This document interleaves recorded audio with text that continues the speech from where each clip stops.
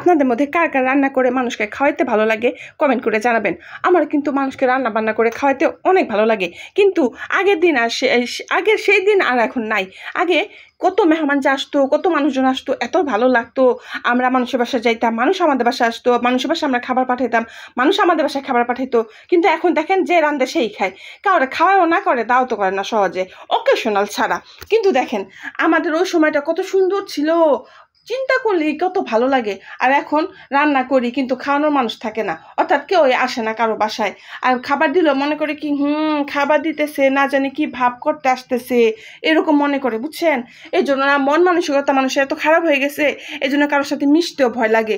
মিশতে গেলে মানুষ কি মনে করে, হিবিতে বিপরীত হয়ে যায়, মনে করে কি না জানি কি খাওয়ানোর সাথে বিষ মিশায় দেয়, না সেন্সলেসের ওষুধ মিশায় দিয়া ঘরের সব সোনা গয়না টাকা পয়সা যা আছে সব নিয়ে যাবে গা উড়াল দিয়া।